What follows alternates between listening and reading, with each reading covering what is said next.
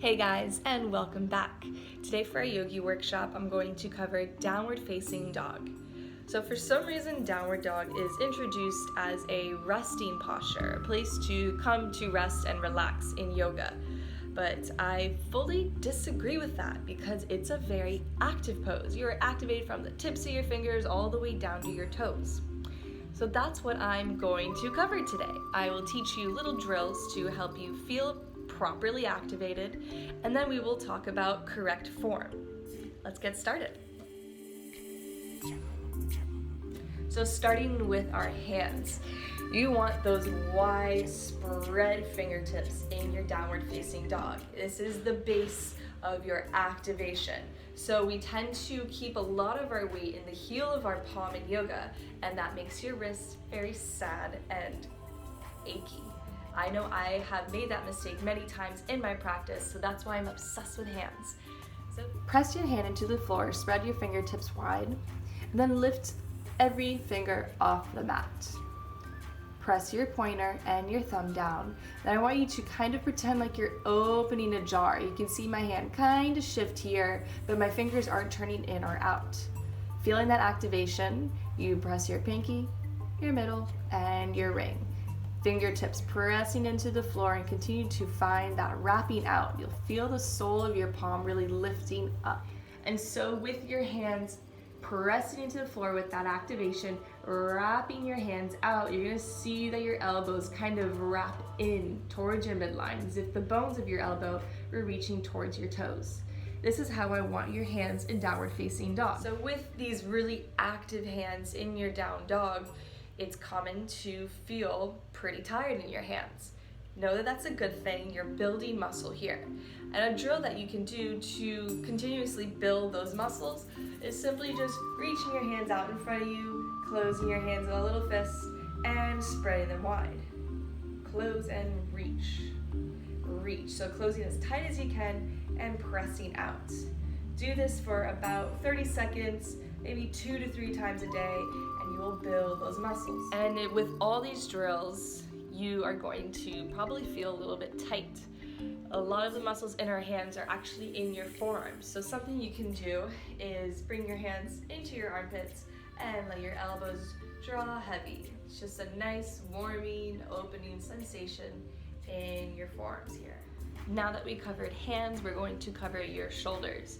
Your shoulders carry a lot of weight in your downward dog, so it's important that they're active and you're feeling a lift out of them rather than dumping in them. A drill that you can do to strengthen your shoulders and to activate is just plank shoulder shrugs. Set up for your plank with strong hands, extend your legs back and lift through the space between your shoulder blades and slowly glide your shoulders back towards your midline. Another option is to actually come into downward dog itself and find those shoulder shrugs here, lifting out of your shoulders, sending your hips back, and slowly with control glide your shoulders back to neutral. So now that we've covered your hands, how I want your arms wrapping towards your midline, strong shoulders, final thing we'll cover is your core. Core is pulling up and in during your downward facing dog. Let's go over a little core drill that I like to do in class to get everybody's core nice and fired up and ready. Setting up for turbo dog, tuck your toes and lift your knees 2 to 3 inches off the earth. Inhale, lifting, belly button up and in. Exhale, lower. Inhale, lift. Exhale, lower. Inhale, lift, and then you're gonna bring your right toes in and your left toes are gonna meet them. Shorten your stance, you're going to feel your core really pull up and in and fire up. The higher up your bottom is, the easier it'll be. The lower your bottom is, the harder it'll be. Extending out to plank, come into downward dog. Inhale, roll forward to plank position, and exhale, bend your knees, turbo dog. Inhale, lift. Exhale, float on forward. Inhale, knees bent, turbo dog. Exhale, downward facing dog. And if you get tired, go ahead, roll on forward to plank position, drop your knees wide, send your hips back, child's pose. This is your resting pose. And now that we are all ready and fired up, let's set up for our downward facing dog. To start, make sure you have those strong hands pressing the space between your pointer and your thumb into the floor, actively wrapping your hands and arms out and back. Extend your legs to plank, shoulders in line with your wrists, and send your hips back, downward dog. You can't see my heels here, but they are not pressing towards the floor.